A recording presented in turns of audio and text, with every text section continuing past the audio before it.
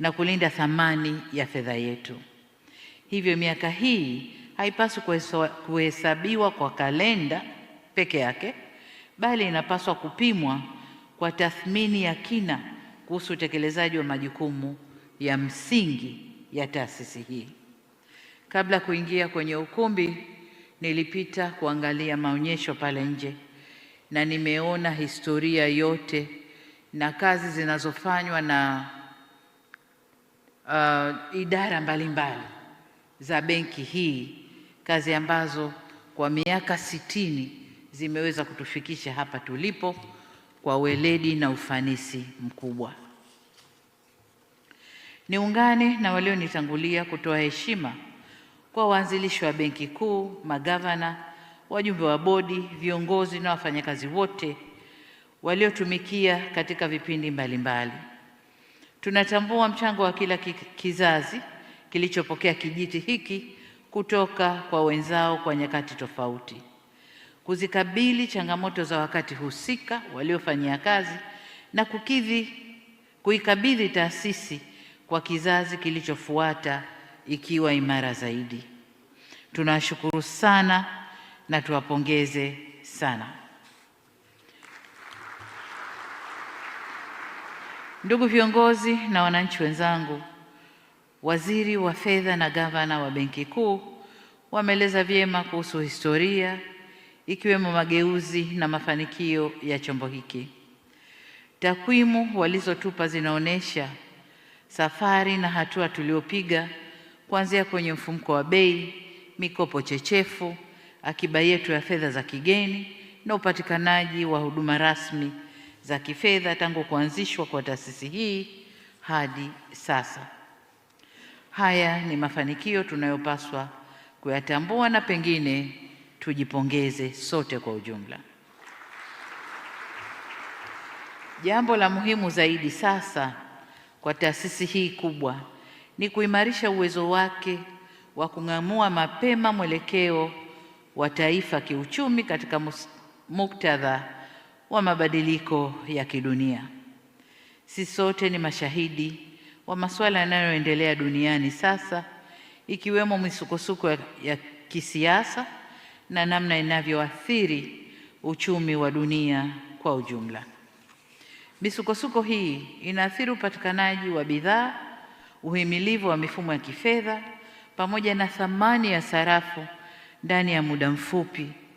Changamoto hii imejidhihirisha zaidi kwenye bidhaa ya mafuta, ambapo kwa sasa imepanda bei na kusababisha kupanda kwa bei za bidhaa nyingine.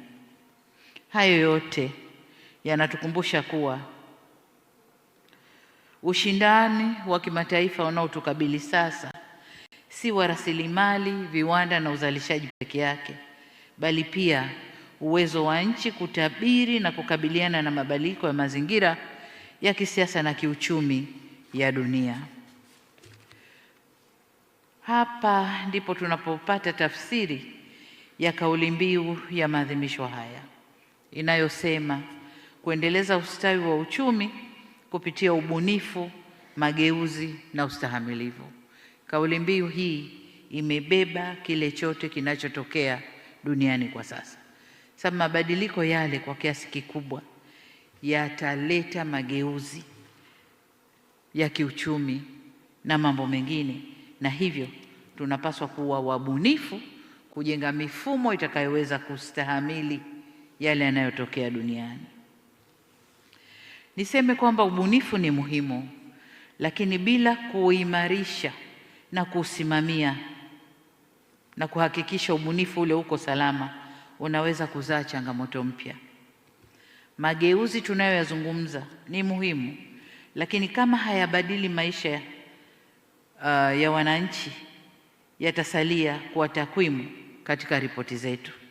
Takwimu zitasema kama tunavyoona kwengine, uchumi unapanda, GDP kubwa, uchumi wa nchi ni mkubwa, lakini ukifika kwa watu, hali za watu sio nzuri.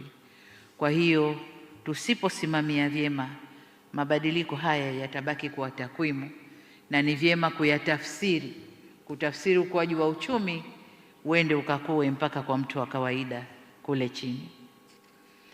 Ustahimilivu ni muhimu, lakini pasi na kujenga uwezo wa ndani kisera na kifedha, unaweza kuwa ni uwezo wa kuvumilia matatizo badala ya kuwa uwezo wa kuyatafutia ufumbuzi matatizo yanayotukabili. Tunapokuwa na uwezo mkubwa, kama tutapatwa na changamoto kwa mageuzi yanayotokea duniani, tunaweza tukawa na ufumbuzi wa haraka ndani yetu. Lakini tusipojenga uwezo mkubwa wa kisera na kifedha, basi tutaweza kuyavumilia tu yanayotokea, lakini hatutaweza kutafuta ufumbuzi. Ndugu viongozi na wananchi wenzangu, mafanikio ya mfumo wa fedha hayana budi kwenda sambamba na usawi wa mwananchi mmoja mmoja. Kipimo chetu kisibaki kuwa wananchi wangapi wamefikiwa na huduma ya fedha, bali tujipime ni kwa kiasi gani huduma za fedha zinakuza mitaji na biashara ndogo ndogo na kuweza kuchangia kuwafanya wale wa biashara ndogo ndogo kuweza kuchangia katika uchumi wa nchi. Pamoja na hayo, tujiulize pia ni wangapi wameongeza kipato, ni biashara gani zimepanuka, ni wakulima wangapi wamepata mtaji kwa wakati, ni vijana wangapi wamegeuza mawazo yao kuwa kampuni, na ni familia ngapi zimejenga akiba inayoweza kuwanusuru wakati wa changamoto. Maswali haya yanatupeleka moja kwa moja kwenye nafasi ya sekta binafsi ambayo ndio nguzo kuu ya uzalishaji, uwekezaji na ajira. Kadri sekta binafsi inavyopata mitaji kwa wakati, kwa gharama nafuu na kwa masharti yanayoendana na uhalisia wa biashara, ndivyo fursa zinavyoongezeka, biashara zinavyopanuka na uzalishaji unavyokuwa au kuongezeka. Kama gavana alivyoeleza hapa, mikopo kwa sekta binafsi imeongezeka kutoka 6.6% ya pato la taifa mwaka 1994 hadi takriban 16% mwaka jana 2015. Hii inatupa sura kwamba tuko kwenye mwelekeo sahihi. Tunakuza sekta biashara ili na yenyewe ikuze biashara ndogo na za kati. Tunakuza sekta binafsi ili nayo ikuze biashara ndogo na za kati. Hii ni hatua nzuri, lakini kwa safari yetu ya kujenga uchumi wa dola za Marekani trilioni 1 ifikapo mwaka 2050, kiwango hiki bado ni kidogo na kinaonyesha uwepo wa haja ya kukuza ushindani na sekta binafsi na vile vile haja ya kurasimisha biashara ndogo na za kati. Hivyo hatuna budi kuendelea kukuza masoko ya mitaji, huduma za bima, mifuko ya uwekezaji na huduma nyingine za kifedha ili tuongeze fursa za upatikanaji wa mitaji, kushamirisha na kurasimisha biashara na uwekezaji nchini. Na katika kutekeleza hayo, kama wasemavyo Waswahili, haba na haba hujaza kibaba. Lakini haba na haba hii itajaza kibaba pale tu itakapokusanywa, kulindwa na kuelekezwa kwenye uwekezaji wenye tija. Na akiba hiyo inapogeuzwa kwa mitaji na mikopo, ni lazima iwafikie wananchi kwa gharama wanayoweza kuimudu. Tumsikilize mwananchi anapolalamikia riba kuwa kubwa ya mikopo. Tusimjibu kwa takwimu za kiuchumi peke yake, sababu tunaposikiliza malalamiko ya watu wanasema, lakini uchumi umekuwa, takwimu zinasema hivi, mpaka hapa tumefika hivi, financial inclusion mpaka hapa. Lakini tumsikilize kwa dhana yetu ya ndani, kwa dhana yao wao, wanalalamikia kitu gani? Kwa mtu wa kawaida, gharama ya mkopo inajumuisha riba, ada, bima, masharti, dhamana na muda unaotumia kuupata mkopo wenyewe. Hiyo ndio gharama kubwa ya mikopo kwa watu wetu. Sasa ili kuisaidia sekta isiyo rasmi, tuwe na mipango ya kuhakikisha taasisi zote za kifedha zinaimarisha uwazi kuhusu gharama za mikopo inayotolewa kwa wananchi. Mwananchi apewe taarifa sahihi na kwa lugha nyepesi, kiasi atakacholipa kwa kipindi gani na kwa gharama gani, kabla hajafanya uamuzi wa kuchukua mkopo husika. Na hapa nipongeze Benki Kuu. Nilipata wasaa wa kunong'ona na gavana na alinionyesha mipango yao walivyogawa viwango vya mikopo kutoka kwa mfanyabiashara mdogo wa chini kabisa, wakati wa juu. Wana mifumo tofauti ya kushughulikia watu wote. Gavana, endelea na mipango ile ili kupunguza malalamiko ya wakopaji. Aidha, tuendelee kuimarisha ufanisi wa mifumo au mfumo mpya wa sera ya fedha unaotumia riba ya Benki Kuu.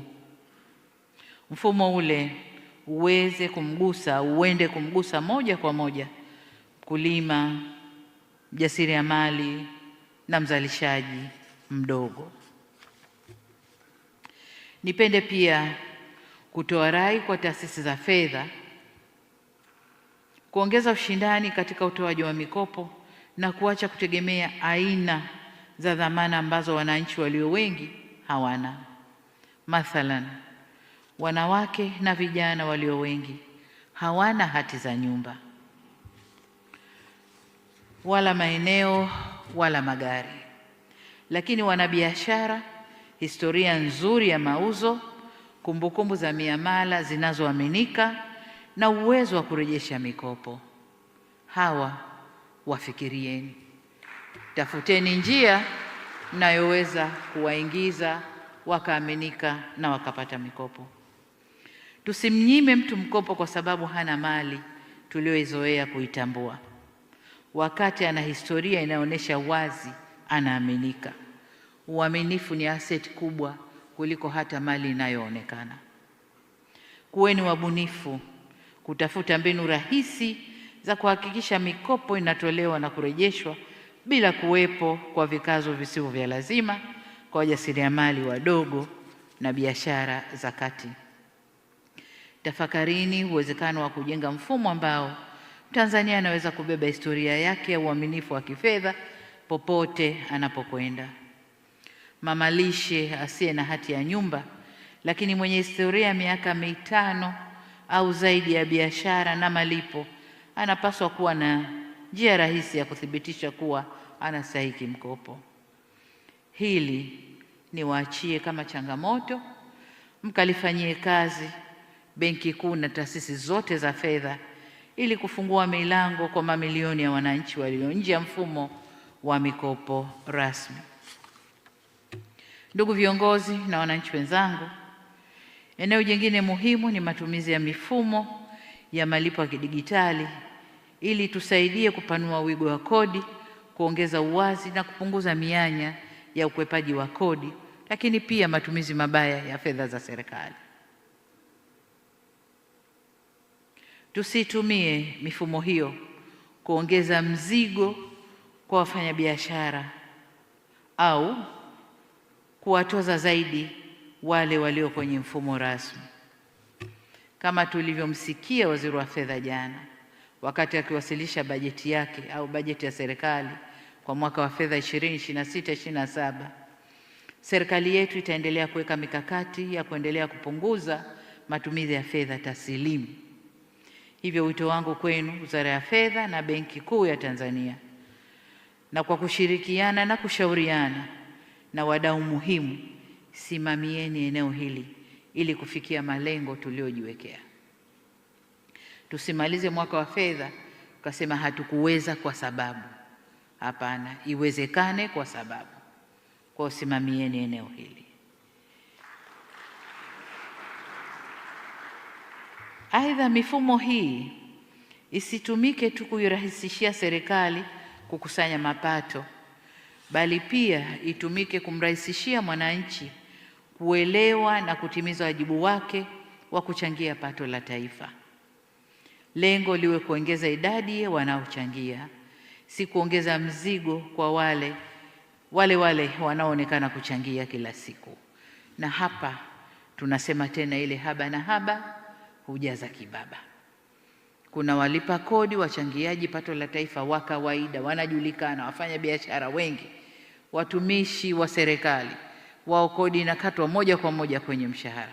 Lakini kuna kundi kubwa walioko kwenye sekta isiyo rasmi, bado ile haba ndondondo yao haijaonekana.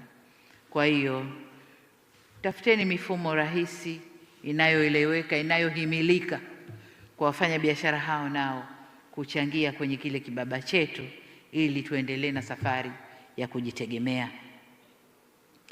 Endapo tutatumia mifumo ya malipo kama huduma ya umma iliyo salama, rahisi na yenye gharama nafuu, inaweza kuongeza ushindani, kupunguza matumizi ya fedha taslimu na kuimarisha urasimishaji wa biashara ndogo ndogo.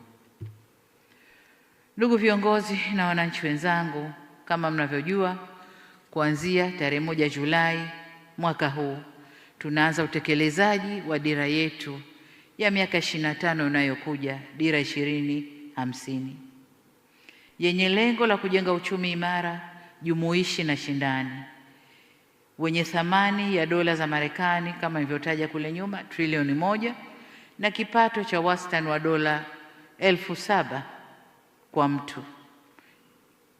Dhamira hii pia imeainishwa katika ilani ya Chama cha Mapinduzi ya mwaka 2025, ikiwemo msisitizo katika kukuza uchumi na kipato, kuongeza ajira na kuwawezesha wananchi kiuchumi. Malengo haya hayawezi kufikiwa kwa fedha za serikali peke yake. Yanahitaji mfumo wa fedha unaokusanya akiba, unaoelekeza mitaji kwenye uzalishaji na kuwekeza ukuaji wa sekta binafsi. Hivyo ni wajibu wa Benki Kuu ya Tanzania kuhakikisha kuwa tunakuwa na taasisi imara za fedha zenye kujenga biashara zenye mitaji ya kutosha. Tuwe na akiba ya kutosha ya fedha za kigeni itakayotuwezesha kufanya biashara nje ya mipaka ya Tanzania. Katika hatua nyingine, niipongeze Benki Kuu kwa mpango wa ununuzi wa dhahabu ya ndani.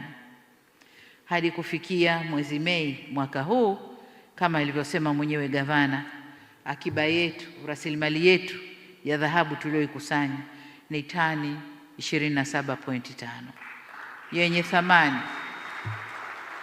yenye thamani ya shilingi trilioni 10 za Kitanzania. Hapa tulipofika si haba. Kuanzia zero, na ndani ya miezi mingapi? Mwaka 1.5 tuna tani 27,000, na huenda tukawapita wale walioanza kabla ya sisi ndani ya bara letu la Afrika. Huu ni mfano mzuri wa kutumia rasilimali za ndani kuimarisha uthabiti wa kifedha wa taifa letu. Benki Kuu, hongereni sana. Katika karne hii, Benki Kuu hazilindi fedha pekee, zinalinda mifumo, taarifa na uwezo wa kubashiri na kudhibiti vihatarishi na uwezo wa kubaini mapema mfumuko wa bei kabla haujafika sokoni, na uwezo wa kutambua udanganyifu wa kifedha kabla haujaathiri maelfu ya wananchi. Nataka nirudie kipande hiki kwamba katika karne hii Benki Kuu hazilindi fedha pekee kama tulivyozoea, zinalinda taarifa na uwezo wa kubashiri na kudhibiti vihatarishi vya uchumi wa nchi, lakini pia uwezo wa kubaini mapema mfumuko wa bei kabla haujafika sokoni, na inakuwa na uwezo wa kutambua udanganyifu wa fedha kabla haujaathiri maelfu ya wananchi. Na nimeona pale kwenye maonyesho wanaimarisha uwezo huo.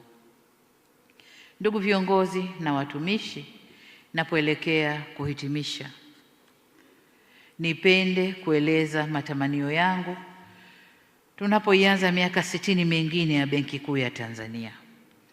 Nayo ni uwezo wa taasisi hii kuwa zaidi ya msimamizi wa mfumo wa fedha nchini na kuwa jicho la taifa linaloona hatari na fursa kabla wengine hawajaziona.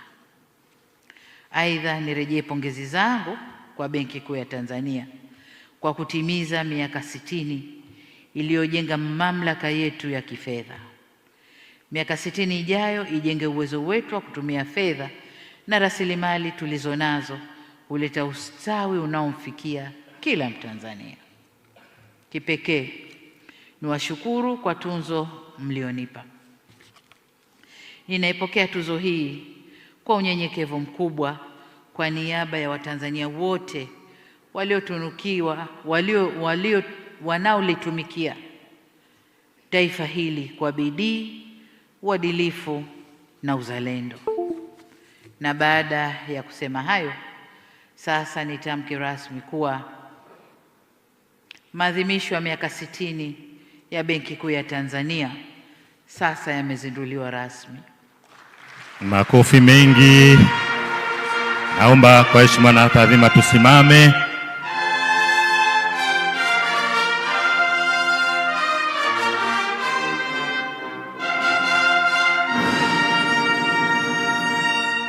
Asante. Naomba tukae. Nimepewa taarifa kwamba baada ya uzinduzi huu kutakuwa na kongamano la magavana wa benki walioalikwa pamoja na wakwetu. Niwatakie kongamano jema na shughuli zote zilizopangwa kama maadhimisho ndani ya miaka 60 zifanikiwe na zifanywe kwa uweledi. Nimwombe Mwenyezi Mungu aibariki nchi yetu Tanzania, na Mungu aibariki Benki Kuu ya Tanzania na taasisi zote za kifedha nchini. Asanteni sana kwa kunisikiliza. Mungu awabariki. Naomba tena tusimame kwa heshima ya taadhima. Mheshimiwa Rais, tunakushukuru na sasa tunakuomba tukuruhusu ili ukaendelee na majukumu mengine ya ujenzi.